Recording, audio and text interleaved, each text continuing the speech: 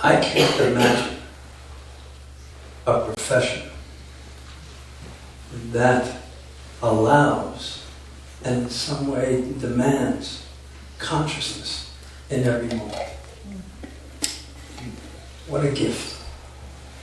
What an incredible gift that with every session, with every moment of every session, I'm being asked to be conscious and to be real and to open to myself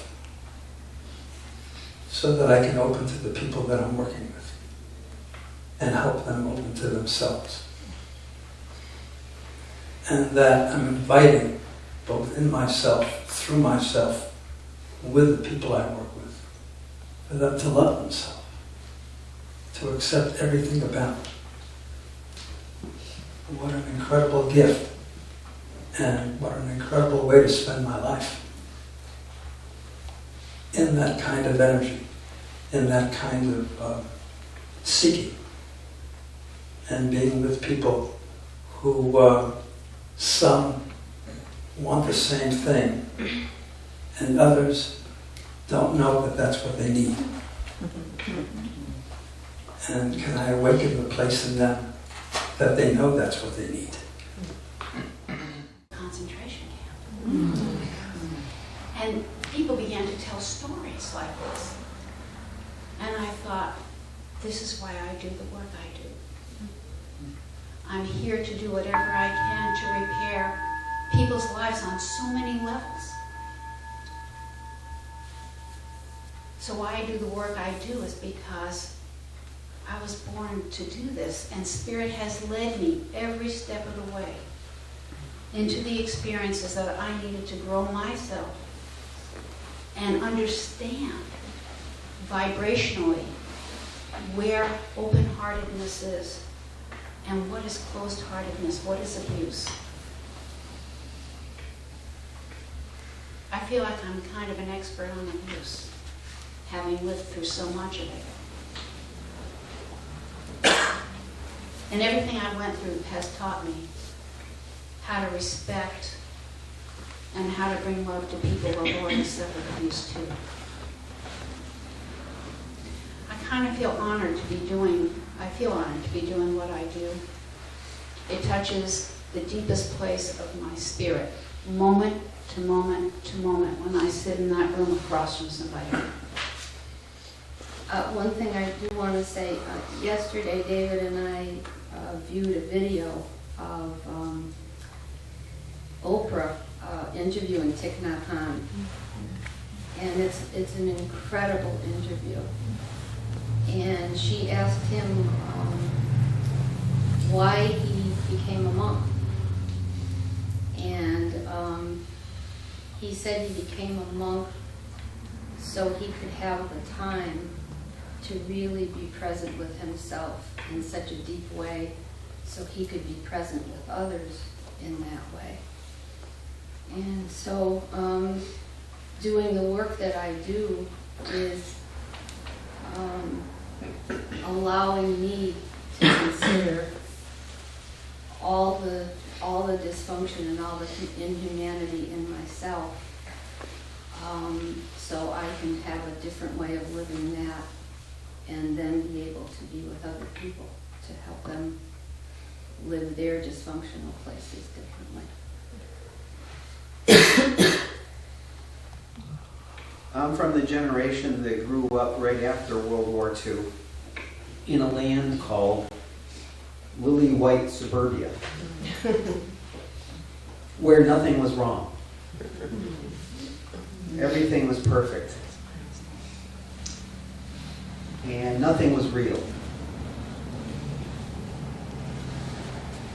In fact, when I got to the training program here at HFI myself, I spent the first year or two being envious of people who had issues.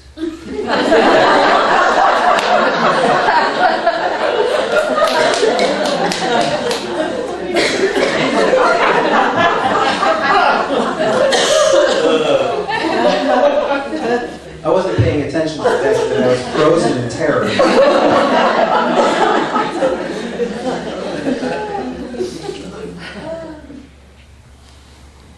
So my first story was, I think 15 years ago, 14 or 15 years ago, at the first opening weekend at HFI. And I think there were 8 trainers back then, 8 or 9 trainers. And I think this is reality versus my projection, but I could be wrong. But it seemed like all 8 or 9 trainers stood up and said that they were in a place of fear. And they were breathing into their fear. It was between fear and terror, was the continuum.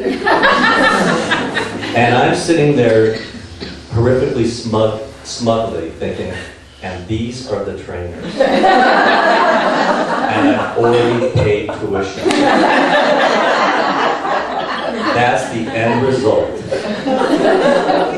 It touched such a place of contempt in me that why aren't you better off than where you are? I mean, why aren't you further along? I mean, how can you lead me when you're there?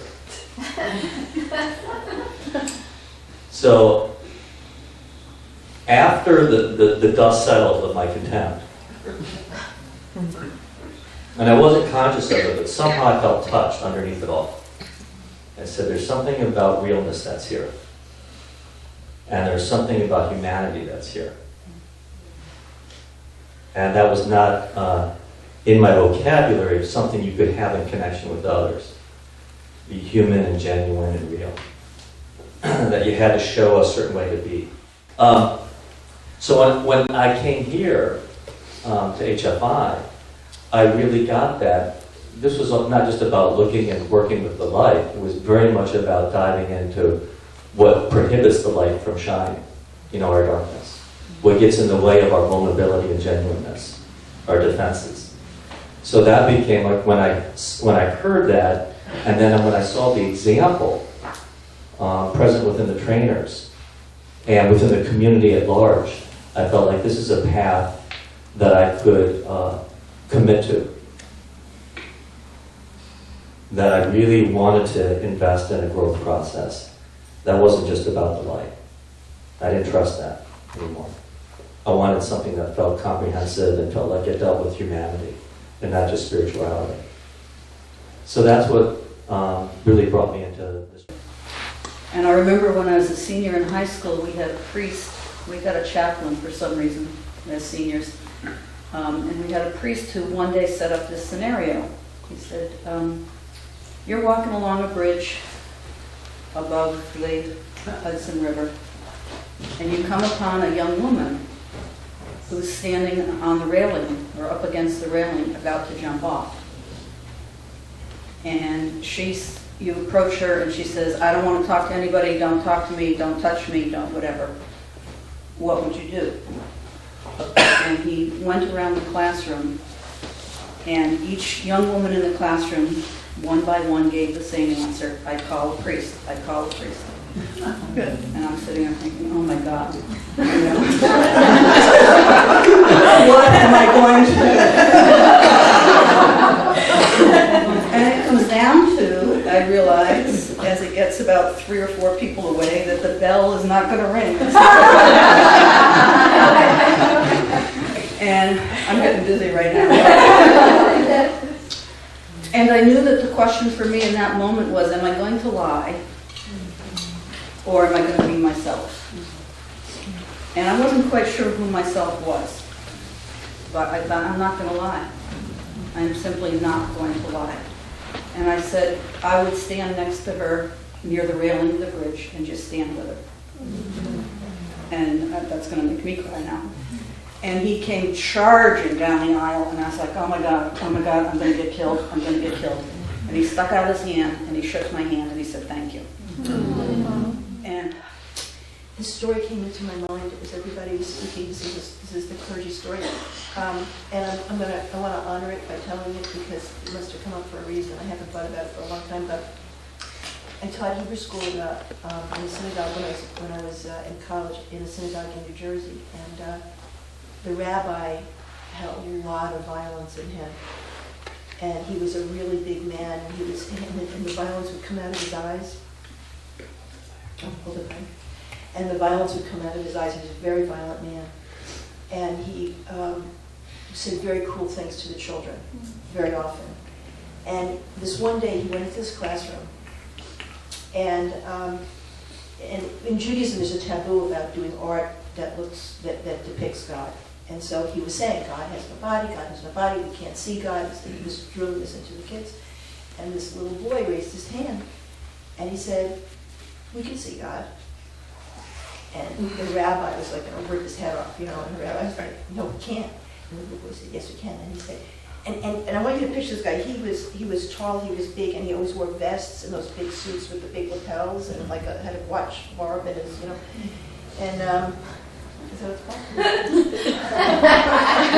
Anyway, this little boy said, so the rabbi said to him, you show me how we can see God. And the little boy came over, and he took the rabbi's hand, and he kissed it. Oh. He said to the rabbi, that's where God is. And, bringing that kind of light to darkness, and that kind of love to violence, is so transformative. And I want to be a part of that. A lot of things I want to say. One is, in doing the work that I do, I look forward to helping people feel more empowered and come out of living like a victim. And there's something very precious about that. When we could feel that we are co-creators of our life, not victims of our life. And in that way, I also feel that through the work that I do, that we do, we are co-creating a different world in whatever way that we put our energy into the world that's grounded, that is real, authentic. And the other reason I do the work that I do, if I didn't, I'd be working in a delicatessen.